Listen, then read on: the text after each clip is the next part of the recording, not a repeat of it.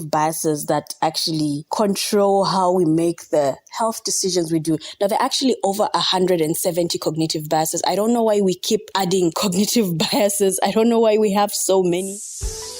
Welcome to Reclamation, the podcast where conversations meet practical insights, guiding you through the maze of behavioral science to empower better public health outcomes. With a passion for bridging the gap between medicine, psychology, and sociology, Tabo brings a unique perspective to every episode. Get ready to reclaim your understanding of health and behavior. This is Reclamation. Welcome back to Reclamation. You've made it to the third episode. Wow. So, it's actually so hard to talk so clearly and try to be fluent and try to be clear enough for people to understand what you're trying to say without them having to see you. And so it got me thinking about how I decided to start this podcast. Before starting Reclamation, I had to think about why I wanted to have the podcast. I had to think about if I was capable of actually hosting a podcast, if I had the time, if I had the energy, what I wanted to talk about, who the podcast is for.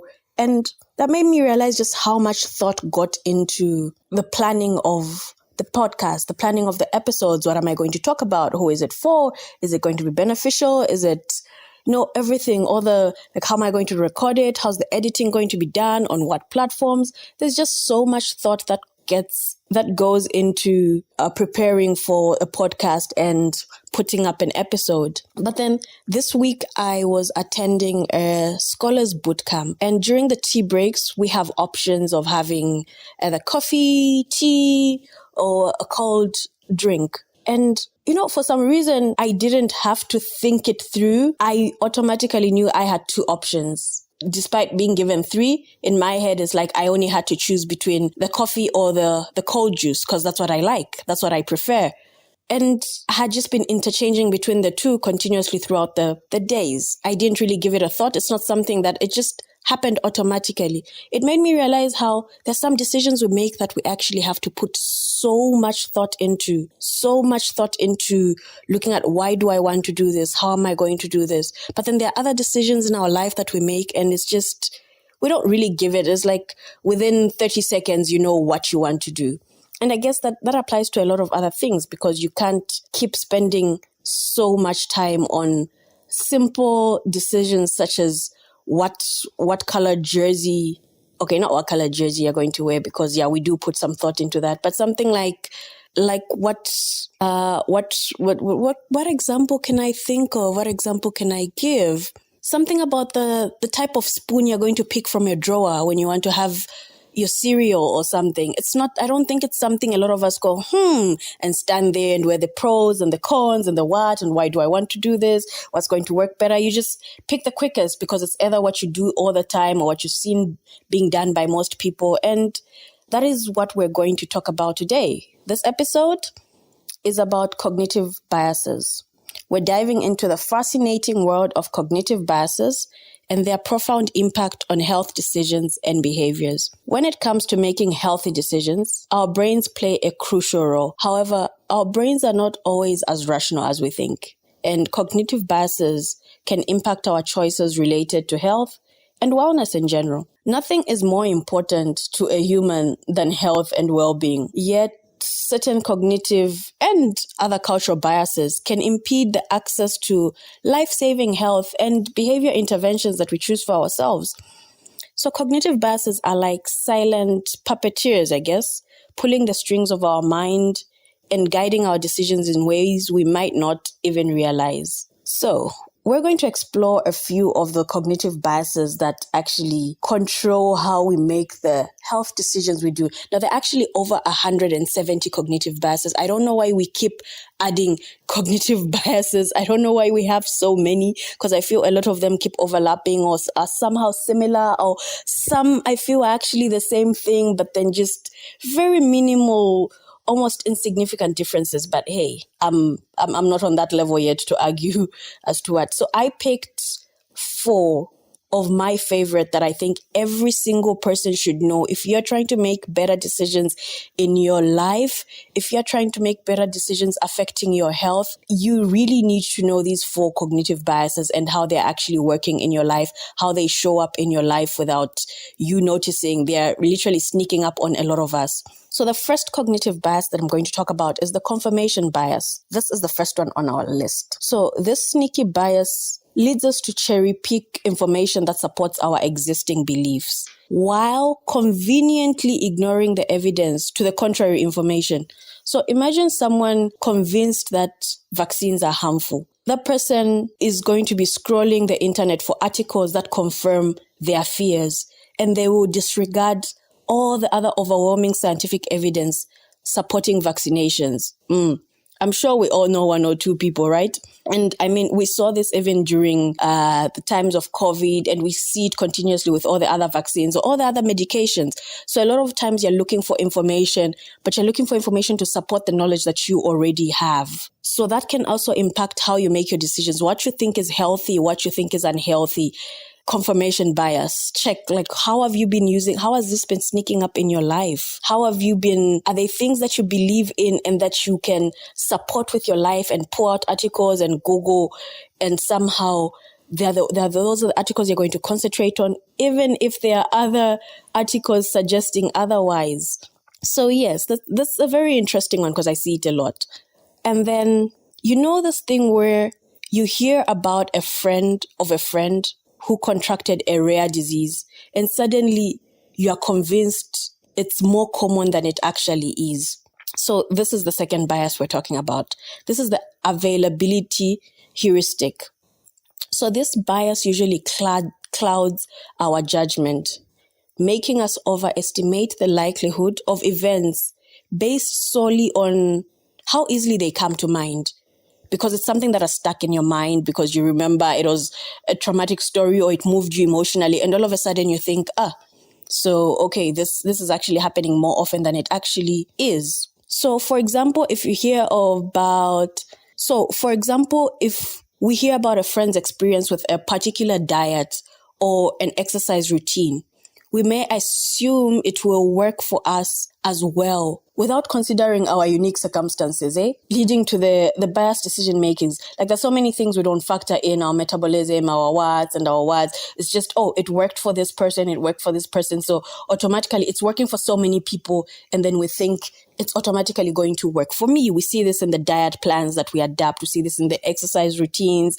It happens so many times just because there are so many people who are popping up on your timeline, on your social media pages, on the media you're consuming, who are testifying to a particular health habit, and you automatically think it's going to work for you because majority of the people seem to be doing it. I don't know, but I think this bias can somehow be used for good as well. I think it can be used to encourage good, healthy behavior. More like what I try to do with my story of taking my ARVs, having an undetectable viral load, and not infecting my husband and my little baby. I guess we are trying to use it, but are we using it as much as we could? Because I see it being used in HIV, like with my story. So automatically, if more people come out, then even the few people who have the stigma and the self-denial are encouraged to do it and take their medication. That's availability, because you feel, everybody else who's living with HIV is actually able to live a healthy life. So that is one way in which we could use the availability heuristic. But maybe we're not really using it enough in the health sector. I don't know. What do you guys think? Are there other ways you think we could use it better? Are they? So that was the second one, right? So the third one is the anchoring bias. So this is our next contender. It can really throw a wrench, in our health decisions. Imagine you're at the doctor's office and they throw a scary sounding number at you, like your risk of developing a certain condition. That number sticks in your head like glue, influencing your perception of risk, even when other factors suggest otherwise. So the anchoring effect states that an individual's decision is influenced by the first point of information offered, or the reference point, hence the anchor, like the binding, like the first piece of information you have, the first thought that comes to mind, you stick with it and you go with it forever or for life. So in such a case, it can present itself in, for example, a patient may feel signs of relief, after taking some medication for a few days, and you suddenly feel relief, and that sticks in your head, and you conclude that, oh, you know what, I'm cured, not realizing that the ailment may still exist in subdued manner, and the medication's course need to be fulfilled for full treatment. And I think this is the leading cause behind the looming global antimicrobial resistance crisis that we're currently facing. Because as people do not complete their prescribed antibiotic courses, the infection that is actually causing the microbes continues multiplying and are not completely terminated. Instead, they grow resistance to the microbials and become immune to treatment. We see this in so many antibiotics. We see this even the TB resistant, the multi-drug resistant tuberculosis. It's seen in so many other diseases as well. And hence we have this AMR crisis currently.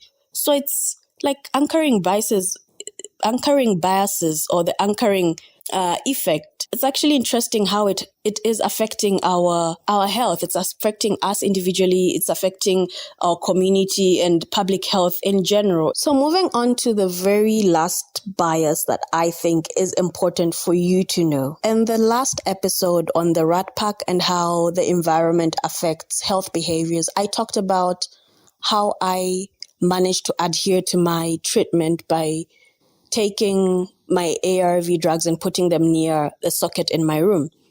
So this is connected to this bias I want to talk about, the projection bias. So this is a common cognitive bias, and it often leads individuals to make short-sighted decisions based on their current emotions and belief. So this bias, I see it a lot in people who are living with chronic illnesses, especially because in that moment, you are so determined to change your life, so determined to live a healthy life, so determined to do right and follow the doctors' and physicians' orders.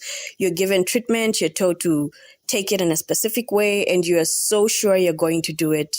And 3 days later, a week later, you are actually not taking it the way you're supposed to be taking it. This is the projection bias. So this bias arises from the tendency to overestimate how much our future selves will share our current preferences, values, and beliefs. So just because in this moment you're feeling motivated to do something, you believe that is always going to be like that in the future. In the realm of the healthcare, as I said, where chronic illnesses demand the long-term management and lifestyle changes, it's crucial to address this bias because we need to promote healthier habits and to improve patient outcomes. So the projection bias can actually significantly impact decision-making regarding health-related behaviors. So patients may underestimate the extent to which their future selves will prioritize their health, leading them to make choices that cater to their immediate desires and emotions rather than their long-term well-being. I mean, we see this in the patients that are struggling with substance misuse of a particular substance and are not ready to give it up because they believe they are okay, they believe they are fine, and do not realize or do not anticipate that in the future what they're actually feeling and believing, because what is currently happening is giving them immediate gratification.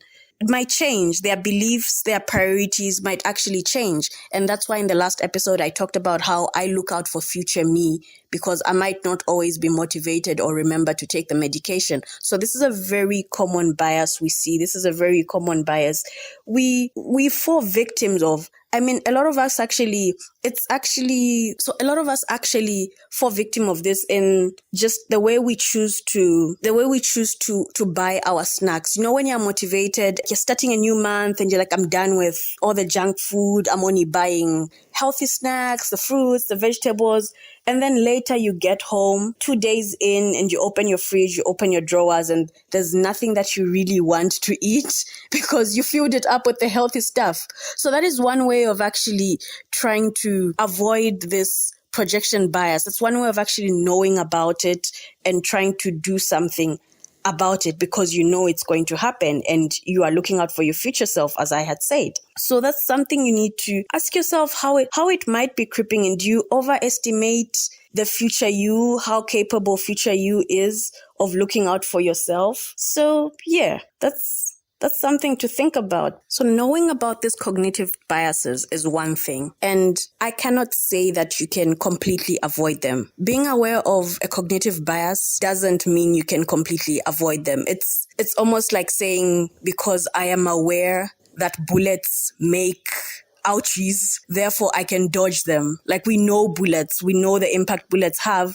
but you can't always completely dodge them. But then the thing is, they are bulletproof. But the thing is, there's still bulletproof armor nonetheless. So it's something to actually know. It's definitely not going to help you avoid them completely. But if you know nothing about them, you can't do anything at all. And the people who actually know about these biases can weaponize them against those of us who may not actually know about them. So what can we actually do now that we know them? We need to equip ourselves with some tools to combat their influence on our health decision. Tools such as seeking diverse perspectives, surrounding ourselves with a variety of viewpoints can help challenge our biases and lead to a more well-rounded decision-making when it comes to our health. Like, we need to hone our critical thinking skills by questioning assumptions. Like, just because we've always believed something doesn't mean it's true. So by interrogating our beliefs, we can uncover hidden biases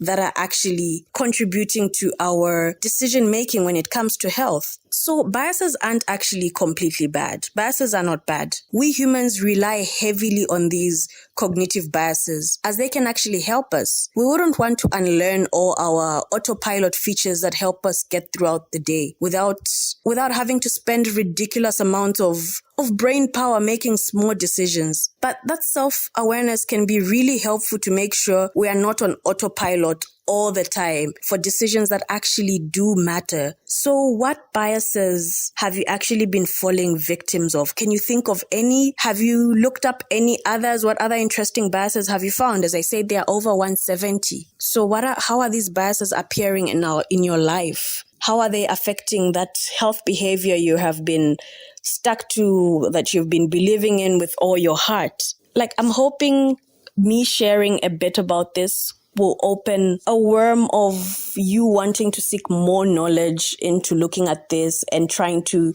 avoid it and be wary of it and make sure that the people who actually do use these biases, the people who are after our money, people use it for marketing, you're actually not falling victim of these biases. Please let me know if there are any other interesting biases that you found. You can please share them on the comments if you're listening to this on YouTube. I would really like to hear about these biases and how you think they have shown up in your life. So that is it for today's episode. I hope after this, we have realized just how much power our brain has, and we can actually use that power for good and to change our lives. So that's it for today. Thank you for joining me till the very end. In the world of behavioral science, every ending is just the beginning of something new. Please remember to subscribe, leave a comment, and stay tuned for more adventures in behavioral science as we continue our journey towards a healthier, more informed decision making. Until then, stay curious, stay vigilant, stay healthy. This is Tabo Lukato Hadunka signing off from Reclamation.